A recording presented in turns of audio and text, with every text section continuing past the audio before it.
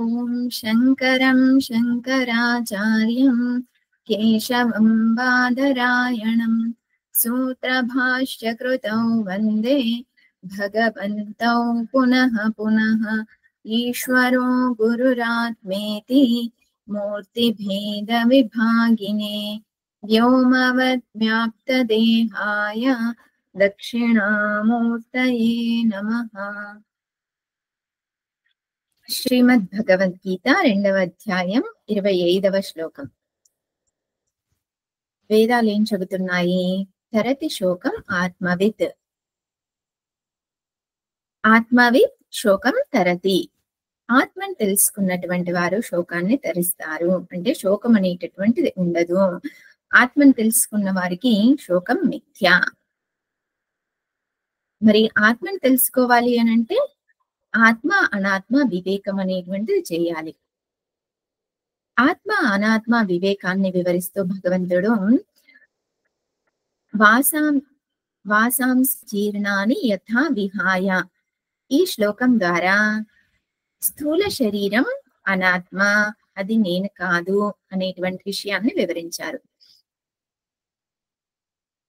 నైనం చిందంతి శస్త్రాణి నైనం దహతి పావకః, ఈ శ్లోకం ద్వారా సూక్ష్మ శరీరం అనాత్మ, సూక్ష్మ శరీరం నేను కాదు అనే విషయాన్ని తెలియజేశారు.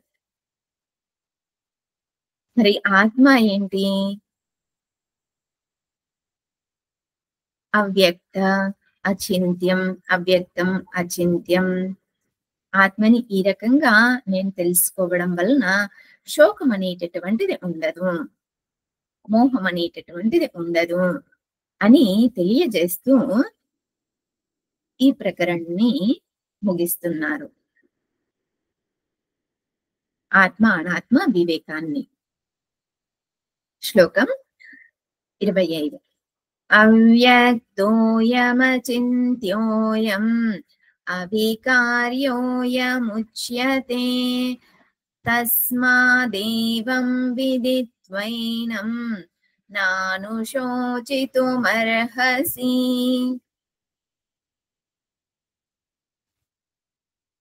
అవ్యక్తః అయం అచింత్యః, ఈ ఆత్మ అవ్యక్తం అచింత్యం అవికారి, ఈ రకంగా చెప్పబడింది. తస్మాత్ ఏవం విదిత్వా ఏనం,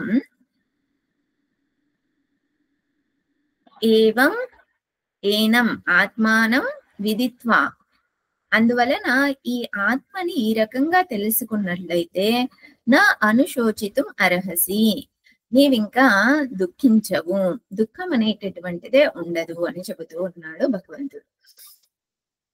అవ్యక్త, అవ్యక్త అనగా అహంకారాది మమకారాలు అనేటటువంటివి వ్యక్తమవుతూ ఉన్నాయి. ఇవన్నీ కూడా ఇక్కడ వ్యక్తమవుతూ ఉన్నాయి, అధిష్టానం యందు వ్యక్తమవుతూ ఉన్నాయి. ఆ అధిష్టానమే అవ్యక్తం. వ్యక్తం అవ్వడానికి అవకాశాన్ని ఇచ్చినటువంటి అధిష్టానం ఏదైతే ఉందో అదే అవ్యక్తం. మరి ఆ ఆత్మ యందు ఈ అహంకార మమకారాలు ఇవేవి లేవా అని అంటే రాగ ద్వేష అహంకారం, నేను నాది గర్వం ఇలాంటివి ఏవి కూడా ఆత్మ యందు లేవు. అవి ఏవి కూడా లేకపోవడమే అవ్యక్తం. ఆ తరువాత అచింత్యం. అచింత్యం అనగా ఆలోచించడానికి అవకాశం లేనటువంటిది. ఎందుకు అంటే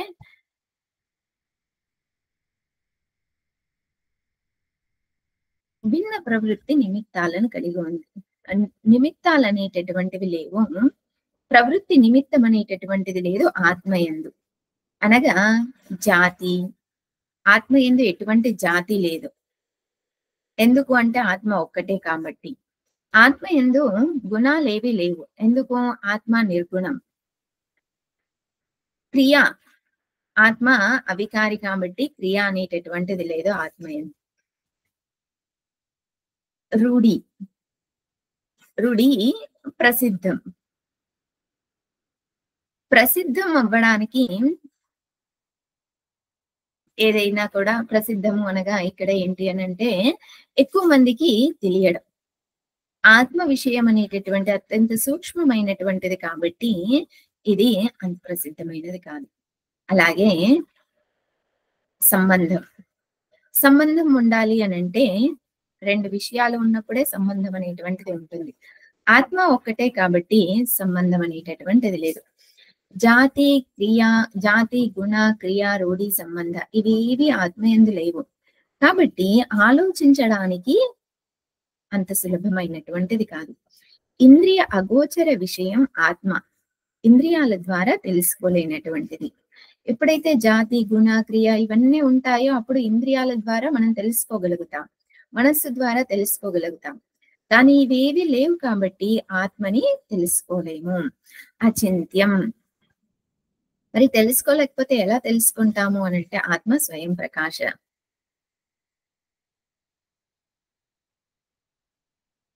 వేరే ఇతర మాధ్యమం ద్వారా తెలుసుకోవడానికి అవకాశం లేదు.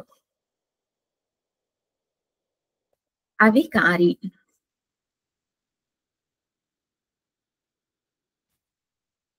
వికారాలు చెందాలి అనంటే ఉత్పాద్యం, ఆప్యం, ప్రాప్యం, సంస్కార్యం, వికార్యం ఈ 4 ఉండాలి. ఉత్పాద్యం అనగా ఉత్పత్తి. వస్తువు యొక్క ఉత్పత్తి అనేటువంటిది ఉన్నప్పుడే వికారాలు అనేటువంటివి జరగడానికి అవకాశం ఉంటుంది. ఆత్మ జనన మరణాలకి అతీతంగా ఉన్నటువంటిది కాబట్టి ఉత్పత్తి అనేటువంటిది లేదు ఆత్మకు. ఆత్మ నిత్యం. నిత్యమైన వస్తువుకు ఉత్పత్తి అనేది లేదు. కాబట్టి వికారం అనేటటువంటిది లేదు. లేనిది మనం పొందుతున్నప్పుడు మళ్ళీ కోల్పోతామనేటటువంటి ఆలోచన ఉంటుంది. ఆప్యం అనగా పొందడం.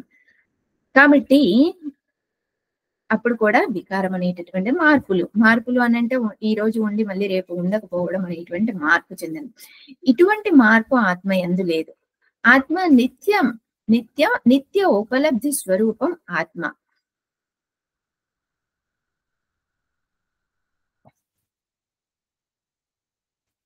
అలాగే సంస్కార్యం. సంస్కార్యం అంటే మార్పులు చెందడం. ఏవైనా కూడాను ఫర్ ఎగ్జాంపుల్ ఏదైనా ఒక వస్తువు ఉంది. ఆ వస్తువు కొద్దిగా ఒక భాగం పాడైపోయింది. అప్పుడు దాన్ని మనం రీప్లేస్ చేస్తూ ఉన్నాము. ఫ్రిడ్జ్ ఉంది. ఫ్రిడ్జ్ లో ఒక పార్ట్ పనిచేయడం లేదు. ఏం చేస్తాం? రీప్లేస్ చేస్తాం కొత్తగా. అలాగా భాగాలు ఉంటేనేమో రీప్లేస్‌మెంట్ అనేటువంటిది అవకాశం ఉంటుంది. బాడీలో కూడా అంతే కదా! బాడీలో ఏదైనా ఒక భాగం పనిచేయడం లేదు అనంటే రీప్లేస్‌మెంట్ చేస్తూ ఉంటాము. అలా ఆత్మ నిరవయవం. కాబట్టి సంస్కారం అనేటటువంటిది ఆత్మ యందు లేదు. రీప్లేస్‌మెంట్ అనేది ఆత్మ యందు లేదు. వికార్యం. వికారాలు చెందడం అనేటటువంటిది ఆత్మ యందు లేదు. వికారాలు ఎప్పుడు చెందుతాయి? భాగాలనేటువంటివి ఉన్నప్పుడు మాత్రమే వికారాలు చెందడానికి అవకాశం ఉంటుంది. కాబట్టి ఈ ఆత్మకి వికారాలనేటువంటివి లేవు. అవికార్యం. ఈ రకంగా ఆ ఆత్మ అవ్యయము, అవ్యక్తము అని, అచింత్యము అని, అవికార్యము అని తెలుసుకోవడంలో ఎటువంటి ప్రయోజనం లేదు. ఆ ఆత్మనే నేనై ఉన్నాను. నేనే అవ్యక్తం, అచింత్యం, అవికారి. నాలో శోకం అనేటటువంటిది లేదు. మోహం అనేటటువంటిది లేదు. నిత్య ఉపలబ్ధ స్వరూప బ్రహ్మని నేను అని ఎప్పుడైతే తెలుసుకుంటామో అప్పుడు శోకం అనేటువంటిది ఉండదు. శోకం తొలగిపోవడము అనంటే ఏదైనా చేయడం వలన శోకం తొలగిపోవడం కాదు. శోకం మిథ్య అని అర్థం చేసుకోవడమే శోకం తొలగిపోవడం. ఓం పూర్ణమదః పూర్ణమిదం పూర్ణాత్ పూర్ణముదచ్యతే పూర్ణస్య పూర్ణమాదాయ పూర్ణమేవావశిష్యతే. ఓం శాంతి శాంతి శాంతిః. హరి ఓం శ్రీ గురుభ్యో నమః. హరి ఓం.